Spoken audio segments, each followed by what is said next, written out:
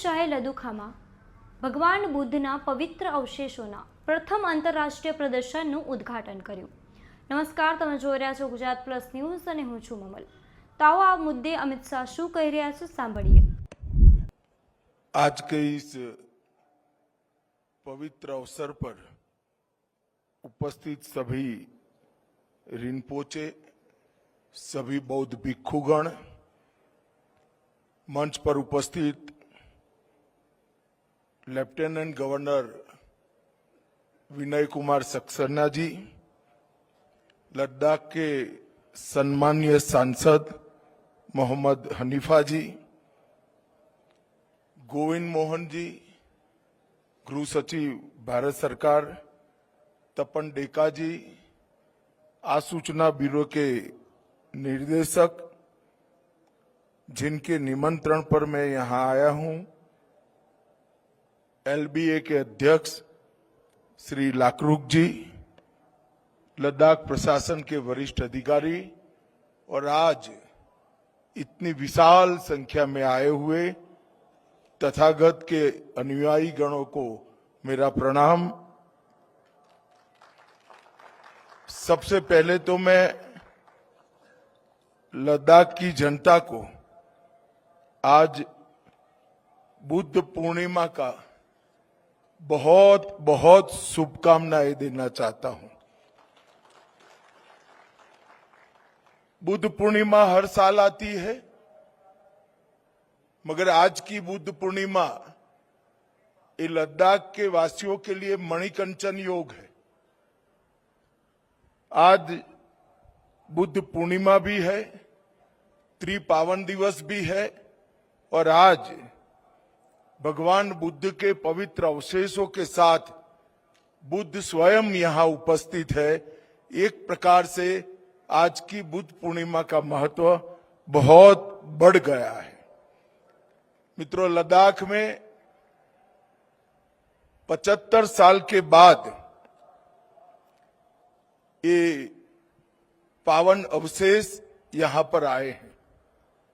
लाकरुक जी ने ठीक ही कहा कि 75 साल पहले जब ये अवशेष यहां आए होंगे, बहुत कम लोग इसके दर्शन का, इसकी आध्यात्मिक ऊर्जा के अनुभव का और इससे भगवान बुद्ध के संदेश को प्राप्त करने का लाभ उठा पाए होंगे। क्योंकि उस वक्त कठिन वादियों में न आवागमन की कोई सुविधाएं थी, न रोड बने थे, न रास्ते बने थे।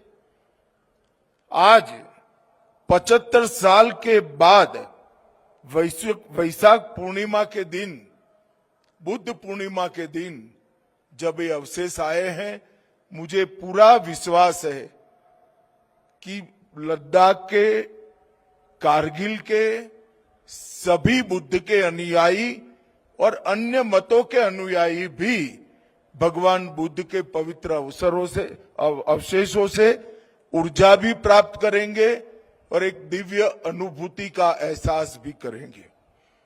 आज त्रिपावन दिन है। आज के ही दिन 563 वर्ष ईसा पूर्व लुम्बिनी के उपवन की भूमि पर राजकुमार सिद्धार्थ का जन्म हुआ, जो बाद में ज्ञान प्राप्ति के बाद तथागत बुद्ध कहलाए। उनके जन्म का दिन, उसके साथ साथ बोधि गया के पीपल वृक्ष के नीचे जहां उन्होंने सम्यक संबोधि की प्राप्ति की, वो दिन भी यही पावन दिन था। और जब 80 साल का शरीर का अंत हुआ और कुशीनगर में उन्होंने महापरिनिर्वाण प्राप्त किया, वो भी यही दिन था। शायद ही किसी अवतार के जीवन में ऐसा होगा कि जन्म, ज्ञान प्राप्ति और महापरिनिर्वाण एक ही दिन पर हुआ हो, ऐसा शायद ही हुआ होगा। इसलिए ये दिन हम सब के लिए बहुत शुभ दिन होता है। हम सब के लिए बहुत प्रेरणा का दिन होता है और उसी दिन पर आज यहाँ पर भगवान बुद्ध के पवित्र अवशेषों को लोगों के दर्शन के लिए खुला रखने का कार्यक्रम हो रहा है। वो हम सब के लिए बहुत बहुत सौभाग्य का विषय है।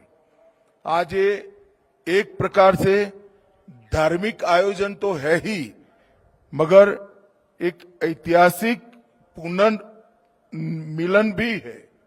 इतने सालों के बाद इस पवित्र भूमि पर तथागत बुद्ध अपनी सबसे परिचित और प्रिय भूमि पर लौटे हैं।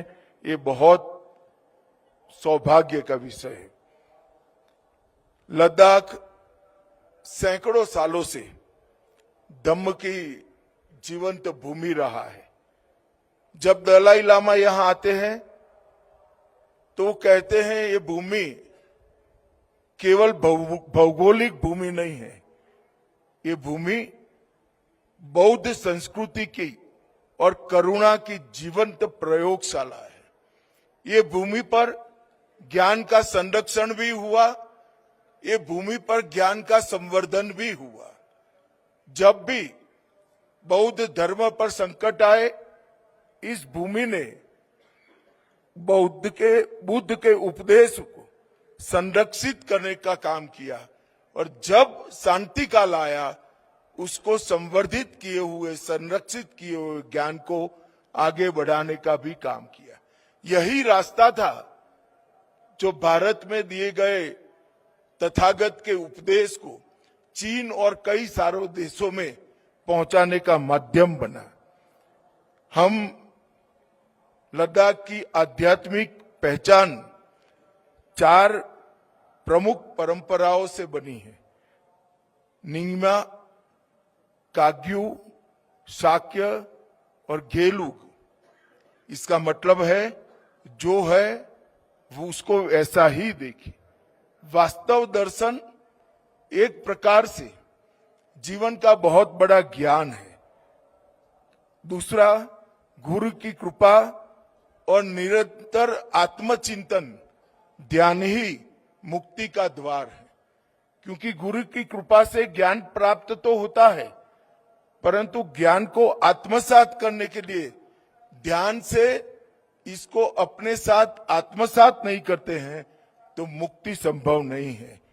और ज्ञान साधना के बिना अधूरा है और साधना ज्ञान के बिना अंधी होती है।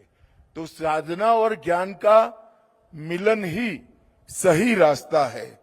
और सबसे अंत में ये सब होने के बाद नैतिक अनुशासन नहीं है तो कभी प्रज्ञावान जीवन बन ही नहीं सकता है। प्रज्ञावान जीवन का मूल आधार नैतिक अनुशासन ही होता है। और लद्दाख की भूमि से निकला हुआ संदेश आज विश्व के कई मुमुक्षु के लिए जीवन को आगे ले जाने का कारण बना है। लद्दाख में इन पवित्र अवशेषों की उपस्थिति हमें याद दिलाती है कि भारत की सभ्यता हजारों वर्षों से शांति और सह-अस्तित्व का संदेश देती आई है। लद्दाख और कारगिल जैसे डाइवर्स प्रदेश के अंदर ये संदेश और भी प्रासंगिक हो जाता है। ये विरासत आज भी हमें कहती है कि संघर्ष और अशांति के बीच शांति और करुणा का मार्ग ही समाधान हमें दे सकता है। लद्दाख में कई सदियों से बौद्ध धर्म अलग अलग समय पर अलग अलग तरीके से पहुंचता भी रहा, पनपता भी रहा और विकसित होकर लद्दाख के बाहर भी गया। कश्मीर के बौद्ध अध्ययन, महायान दर्शन और बौद्ध कला का प्राचीन केंद्र था। वहीं से लद्दाख को सबसे पहले बौद्ध धर्म का संपर्क और संसर्ग और सत्संग करने का रास्ता मिला। અમિત શાહની વાત તમે કેટલા સહેમત છો, શું વિચારો છો, કોમેન્ટ કરીને અમને જરૂરથી જણાવજો. અત્યારે માટે બસ આટલું જ. ધન્યવાદ.